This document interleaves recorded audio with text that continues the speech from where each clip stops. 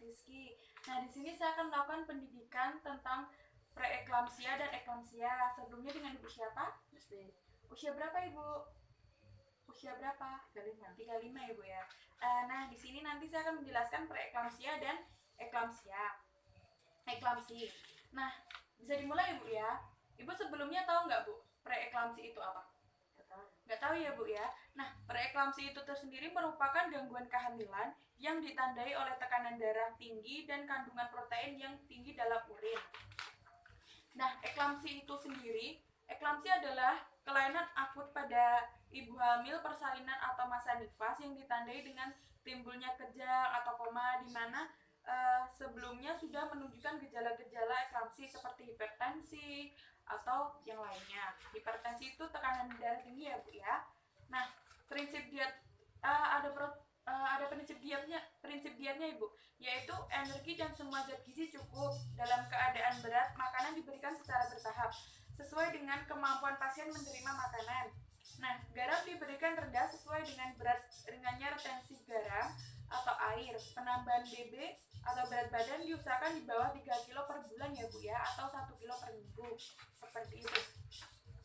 Nah, lemak sedang, sebagian lemak berupa lemak tidak jenuh tunggal dan lemak tidak jenuh ganda ya Bu ya.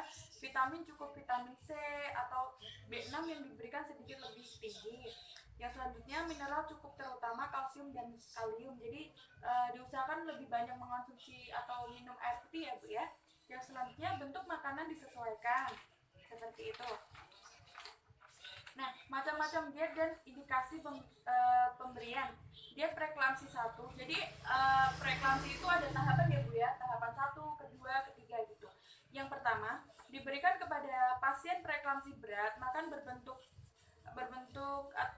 lunak dan diberikan sebagai diet rendah garam. Makanan ini cukup energi dan zat gizi lainnya. Yang kedua, diet preeklamsi 2 Bu. Diberikan kepada preeklamsi yang penyakitnya tidak begitu berat. Makanan ini berbentuk saring atau lunak dan diberikan sebagai diet rendah garam. Makanan ini mengandung cukup garam dan zat gizi lainnya. Nah, yang ketiga, diet preeklamsi ketiga Bu. Diberikan kepada pasien preeklamsi ringan. Jadi semakin tinggi itu tingkatan malah semakin rendah Bu. Makanan ini mengandung protein tinggi dan garam rendah, diberikan dalam bentuk lunak dan biasa. Makanan ini cukup untuk zat gizi, jumlah energi harus disesuai dengan kenaikan berat badan. Nah, di sini ada makanan yang boleh dikonsumsi dan tidak boleh dikonsumsi ya Bu ya. Seperti ini, makanan yang boleh dikonsumsi adalah, nah, yang pertama, makanan tinggi kalium atau disarankan seperti apokat, pisang, bayam, ikan salmon, persik, D5, air kelapa, kentang, dan tomat.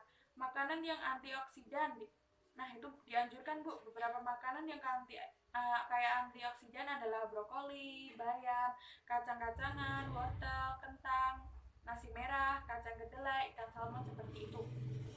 Nah, suplemen itu seperti vitamin ya Bu ya, seperti vitamin D, B6, vitamin C, dan E, seperti itu ya Bu. Nah, di sini ada juga Bu makanan yang harus dihindari atau dilarang. Seperti makanan terlalu asin, itu kalau bisa dihindari ya Bu ya. Yang selanjutnya protein. Protein itu sangat bagus, tapi di dalam preeklamsi ini tuh protein juga harus dibatasi Bu. Preeklamsi bisa meningkatkan kadar protein di urin, sehingga penting mengontrol asupan protein, yaitu 15-20% dari seluruh total asupan kalori. Nah, seperti itu. Apakah udah paham Bu? Insya Allah udah. Ada yang ditanyakan Ibu? Semoga ilmu ini bermanfaat ya Bu ya. Terima kasih atas kerjasamanya. Semoga Ibu selalu sehat.